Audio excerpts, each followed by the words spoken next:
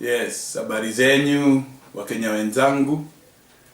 Mimi ni chairman wa Jubilee. Majina zangu ni Kenneth Munge ama Ufuri, jina yangu ya mtaani. Manze, nashukuru sana manze kuparticipate na hii campaign ya Jubilee, kwa sababu sisi manze hapa Scandinavia tuna support Uhuru na Ruto videdly. Na sisi job yetu tunataka kumkampainia kwa sababu tumeona yeye ndio the only person wakiwa na Ruto wanaweza tuendelesha mbele. Mazeni tumebonga video zingine hapo before. Nimepata reactions za watu vizuri, nimepata watu wamenipigia simu, wengine wamejibu kwa mail, wengine comment kwa Facebook, which is good. I welcome all your observations na your comments. Na sisi ni watu liberal. In fact, tunajaribu sana tubonge na lugha ile watu wanaelewa. Tubonge na Sheng. Mimi ni mtu nimekaa hapa Sweden muda mrefu, lakini na enjoy sana kujiexpress na Sheng, kwa sababu labda hata hizi milami ndio hizo ufanya tunakuwa very confused na tushiki ni aje vile kunaendelea. Kwa hivyo to cut a long story short, maze nimeona watu wameuliza maswali mob, na zile maswali watu wameuliza nataka kuhakikishia yenyewe si ucheki maswali zote. Niko na team behind me, na hiyo team inafanya kazi juu chini informed na vile nyumbani kunaendelea, ni zile zinaingia home, na pia kuendelea kusoma zile mails zinaingia, na tunakaa chini tunaona which are the most important things, na kujaribu kusqueeze ati zile maswali watu wameuliza tunaweza jibu swali moja ama mbili, lakini zina take the whole spectrum ya maswali zile watu wameuliza. Na kwa sasa hivi tumeona mazee zile watu maswali wengi wameuliza kuhusu hii debate ilikuwa juzi hapo ya gubernatorial debate ya governor aspirants wala wanatry kukua wanaingia hapo Nairobi City, namely wakiwa Sonko, Peter Kenneth, Kidero na Miguna. Na hiyo debate ilikuwa very interesting sana. Ilifanya Wakenya wako very open minded, Wakenya walisikiza kimakini, na Wakenya pia wanajaribu kufigure out nani watachagua. Lakini sisi kazi yetu, mtu kama mimi, ni kuanalyze hiyo situation yote na break down kwa followers wa Jubilee na Wakenya waelewe what we are looking for. Na hiyo debate ilikuwa ni simple sana, na hiyo debate ilikuwa ina mpango kubwa sana, watu wasikue complicated, ilikuwa complicated. Na narudia mara kwa mara, maze watu wasijaribu kujicomplicate na hizi vitu, hakuna complication iko hapa. Mimi mwenyewe from my own political experience, mimi naona hii election ya tuna face August 8th is the most easiest election ile tumekuwa nayo so far in Kenya, kwa sababu ina deal na watu werevu na watu si werevu, ina deal na merit na mambo ambayo si meritable. Kwa hivyo vitu meritable zinaonekana. Zamani tulikuwa tuna deal na watu wanakuja kutuambia ati nitafanya, nitaleta maji, nitaleta stima, nitapeleka, lakini zilikuwa ni empty promises. Siku hizi tunataka kuona mtu amefanya kitu, ni nani anafanya nini. Hivyo ndio vile Wakenya tunataka kufanya Kenya. Hivyo ndio vile Wakenya tunafikiria saa hii. Na hii debate ya gubernatorial majamaa wanajaribu kuwa governor pale mtaani, mimi nikicheki nilisikiza wote vizuri, na ile kitu ilikuwa inanishangaza sana ni ati nikicheki mtu kama Miguna bana. Huyo jamaa sijui ni nini mbaya na yeye, lakini yenyewe vile Sonko anasema, yenyewe mimi nikicheki naona yenyewe huyo msee labda yenyewe head yake iko fit ile juu. Huyo jamaa anataka sisi watu wa Nairobi ama watu wa Nairobi, juu mimi nimegrow hata mimi nimegrow Eastland. Anataka sisi watu wa Eastlands to gamble na yeye juu. Tukiangalia mazee ameduia Wakenya nini? Ameduia watu wa Nairobi nini? Hajawaiko peleka youth job. Hajaiko empower wanawake. Hajatuonesha project yote ameanza pale mtaani. Tunaona yenyewe hii ni mambo ya Miguna kitu tunaweza point tuseme hizi ni maendeleo za Miguna. hakuna kitu ametufanyia so far, na anataka sisi tu trust vile yeye anasema. Ati yeye atatuletea maendeleo, sijui atatumaliza jam hivi, atafanya hivi, ma theories.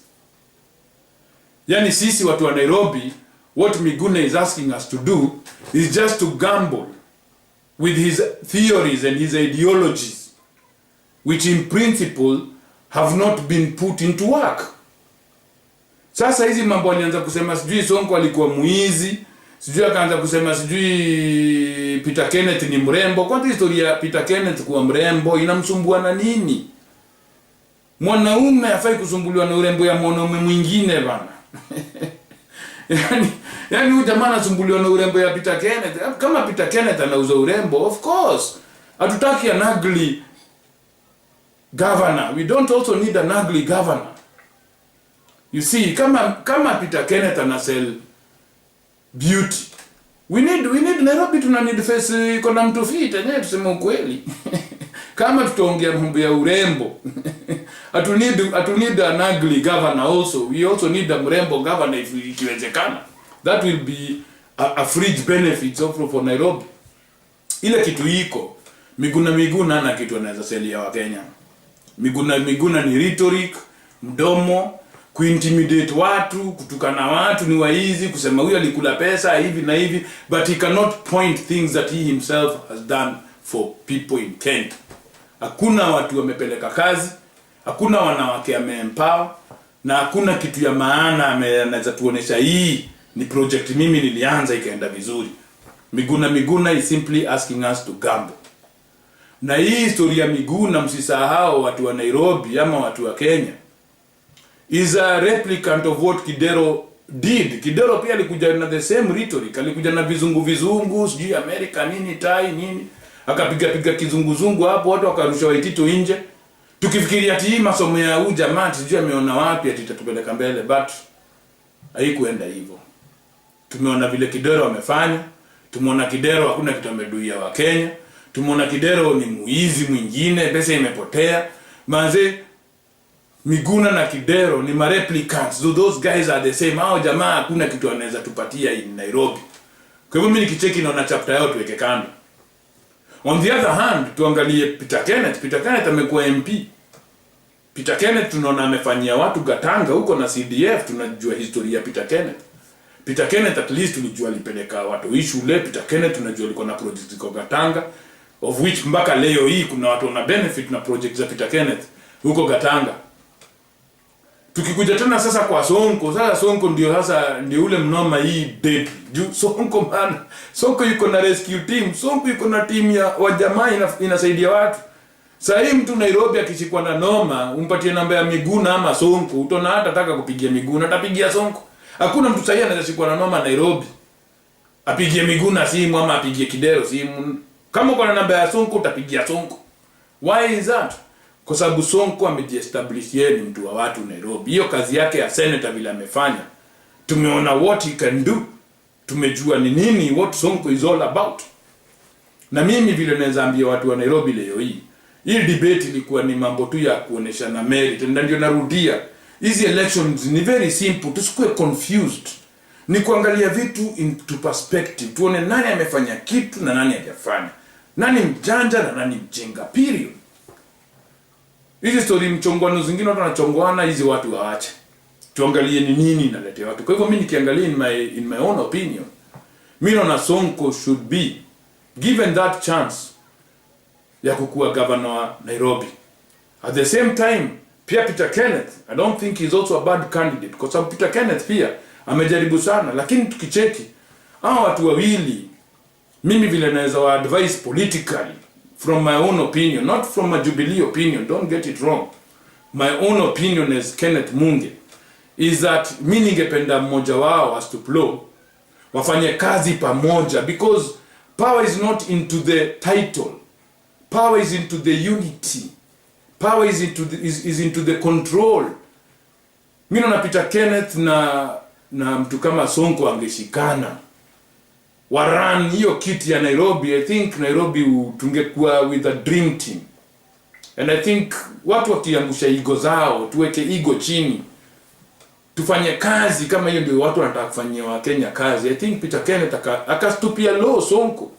Come the next gubernatorial elections, I think he would be the governor. Juu watu wataona huyu jamaa ameenda chini, amepunguka chini. But tukiweka hizi egoisms, ati wewe unatafuta title, wewe utafuti kuserve wa Kenya, then mimi naona ikiwa very very wrong. And I think Peter Kenneth na Sonko wanafaa kuwa one team in my own opinion. Na hiyo story ya gubernatorial iko hivyo. Kwa hivyo that is my opinion, na hivyo ndio vile naweza sema watu Nairobi tunafaa to think in those terms, tuangalie ni nani anaweza kuwa governor mzuri. Na bila waste time, naenda kwa the next question. Pia watu wengine waliuliza hapa hivi. Kuna hii recent visit ya Raila, alienda Kiambu. Na akakuwa welcome vizuri na akaongea vizuri, hakukuwa na skirmishes, police watu wamerusha mawe. In fact hakubuiwa, kulikuwa na lot of maturity in Kiambu. Na ile kitu iko ni ati kuna jamaa anauliza tunaweza trust tu jamaa. Na mimi nakwambia ile kitu iko ni ati mimi najua hivi, Raila ni an opportunist, a professional populist, rebel opportunist who can take advantage of any situation kujaribu kujipeleka yeye mbele. Na hizo video zingine nimebonga hapo before. Mumeona Raila ni mtu tumeona Raila ni mtu wa kuruka hapa na pale, ni mtu hawezi sema, he has degenerated politically. Kama saa hii anaweza enda Kiambu tuseme, a promise wa Kikuyu atawafanyia sijui 1 2 3 atawapatia nini. Na the week before amekuwa huko Kajiado akiambia wa Masai wa Kikuyu wasinunue shamba. Then he comes to Kiambu and has the audacity of telling Kikuyu that wanaweza trust mtu kama huyo.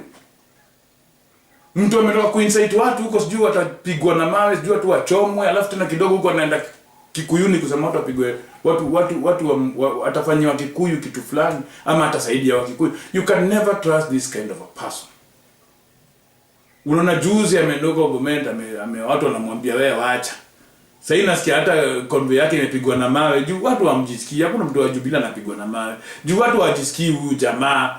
Na mimi nawaambia hii election and repeat again is the most easiest election. Kwa nini why don't we Kenyans identify that Uhuru na Ruto, those are the only guys who can lead Kenya as of now? Kwa sababu in 30 days, I mean less than 30 days actually, tuko supposed kuwa tuna choose president wa Kenya.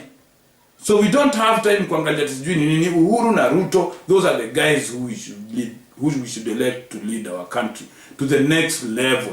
Huyu Raila bana, huyu jamaa sitaki kubonga story yake. Huyu jamaa vile ameruka amefanya kazi na Wamalo. Kama angekuwa mwanamke bana, angekuwa yuko na mimba yao jamaa wote. Angekuwa na bole ya Wamalwa, angekuwa ana bole ya Matiba, angekuwa na bole ya Moi, angekuwa na bole sijui tena ya Kibaki. Yaani jamaa kama angekuwa ni mwanamke angekuwa na mimba za jamaa wote. Yaani hakuna politician mwingine yuko na record kama hiyo Kenya for now. Na mimi nashindwa, how can people be so blind? Kuna mtu kama huyu afai kwa in our ballot today, in a Kenyan ballot today. Huyu mtu anafaa kuwa tushampeleka nje kitambo. Na wale watu wanamsupport mazimi naona ni kama ni watu pia wako fit. Lakini wacha tuone juu mimi nakwambia I believe huyu jamaa afai kuwa president Kenya. Na believe Ruto na Uhuru watashinda. That is the team I'm campaigning for. And that's the team that I identify myself with. Because I am for progress. I as a Jubilee chairman and the people of Scandinavia, we are for progress. That is what we stand for. Alafu kitu ingine ni ati, apart from his incitement, juzi amekuwa na hii speech ametoa. Amesema ati Kenyatta ama Jubilee inaonekana ikishindwa hatuta accept defeat. Hatuta accept ati ameshinda. Then why is he going to election knowing very well we won't accept that tumeshindwa? Mimi naona huyu jamaa bana, I think wa Kenya bana, we should once and for all tupeleke huyu jamaa nyumbani, tumuondoe kwa hizi mambo zetu bana. Juu kitu ya kwanza, you cannot say ati ukishinda ati Jubilee itakubali. Me I think he's just preparing that to start mayhem in our country. Ile ukweli iko ni ati yeye atakubali ameshindwa. And that's the question I want we Kenyans to ask ourselves. Raila atakubali ameshindwa. Is he going to accept defeat? Because anajiweka airs atashinda. But what if he loses? Is he going to accept the defeat? That is the question we are supposed to be asking ourselves. Raila akishindwa, is he going to accept ati ameshindwa na Kibaki, ameshindwa na Ruto na Kenyatta? He will not accept that. Na last time alianza hii mambo na Kibaki. Sasa hivi hii ni preparation ati kukianza shida atakuwa ati alisema kama sasa anasema ati Uhuru ana mobilize armed forces. Uhuru ana mobilize police. But the truth of the matter ni ati Kenya has to have security. Ile kitu ilikuwa ni ati siku zile 2007 vita ilianza after elections. Wakati yeye alianza hiyo vita, Kibaki was very clever. Kwa sababu Kibaki aliona if he moved the army, jamaa angeenda kusema Kibaki had given orders to the army, he had mobilized the army, he was preparing for war. Na hiyo ndio tactics sasa anajaribu kutumia na Kenyatta. Kenyatta is preparing for war. No, Kenyatta is preparing for security. We don't want to be caught pants down. I applaud the president of Kenya, I applaud the commander-in-chief for making sure that there is going to be security in Kenya. He should deploy armed forces to maintain peace in Kenya. We want a peaceful election, and that is the duty of the president to make sure that there is going to be peace. Wewe ukisema we won't accept, si tunajua ni wewe utakubali. Ukisema Kenyatta anaongea na polisi, yes, it is his job, he is the commander-in-chief. He has to make sure that Kenya is safe. Wewe wacha hiyo mambo ya kushinda na prepare ujinga zako Raila. We are throwing you out, and this time I hope it will be forever. Wewe utarudi kwa kwenye bondo. You could start grooming somebody else. Where we don't need you. You are an outdated politician. You are a degenerated Stalinist, communist. We don't have any good things for Kenya. Kenya may move forward.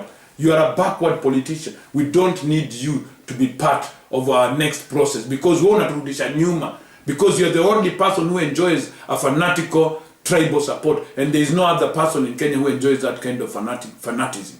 Kenya is not a monarchy mentality society. Kenya is a democratic society. Na sisi watu wa Kenya tunataka kukua na watu who can accept that Kenya imeendelea mbele, and people who can accept ati sisi tunataka kukua na peace in our country. I think that's a very good message hiyo wale watuliulizia swali, and I will just move to the next question because sababu mambo ya Raila we can talk the whole day because sababu this guy does not deserve being on our ballot paper today.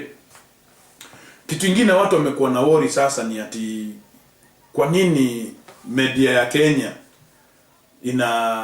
haiongeangi kutuhusu sisi watu wa Ulaya, ama it doesn't give us ama iongei mambo ile important kuhusu hii mambo ya elections. Wanaongea ati nani alitukana nani, hawaongei zile vitu important kama mashule zitajengwa, hawaulizi maswali kama hosi zitakuwa free, hawa put these politicians into perspective. But my jibu yangu ni hivi, ni ati Kenyan media iko na limitations. Hawa jamaa wako na limitations. You cannot, hawawezi ongea anything vile wanataka. But ile kitu iko ni ati mimi naweza waambia kitu moja, the Kenyan media needs to be a bit more nationalistic. Hii mambo ya kujifanya ati wanakopi western media sana, tuko na hii mambo ya copycats. Yani Kenyan media ni watu wanapenda kujifanya kama CNN, tu vingosongoso, tu tweng mademu na manywele makucha refu, umejipaka paka na matweng na mtu ni mloko sana lakini anatweng ni kama hata anashinda hata wale watu wanakaa hapa Ulaya. Hizo vitu bana ni vitu boring. Bana let's keep it real in Kenya. Tukue wa Kenya mazi.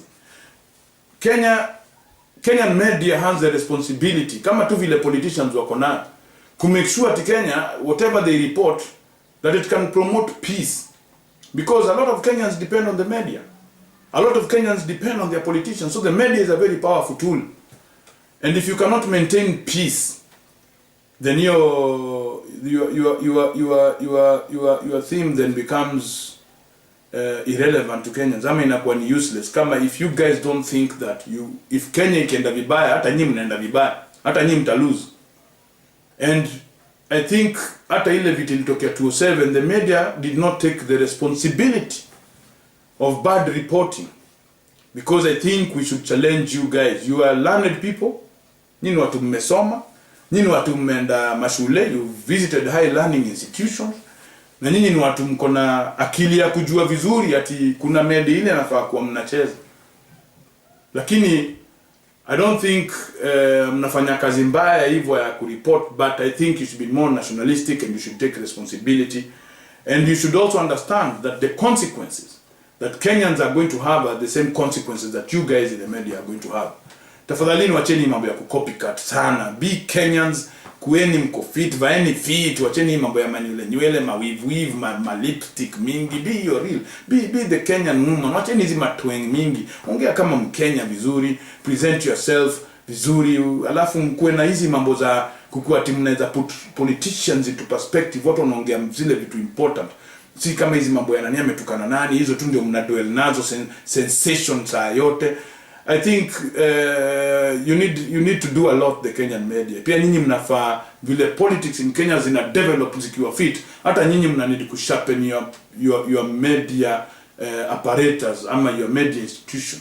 Ikuwe ni media inaweza serve watu wote. Jua watu wengi wanauliza kwa nini media ya Kenya haituchukuliwangi sisi kama watu wa diaspora ni kama tunaweza patiana anything. I think there is fear, or maybe we can raise issues that they cannot put forward, and I don't know why.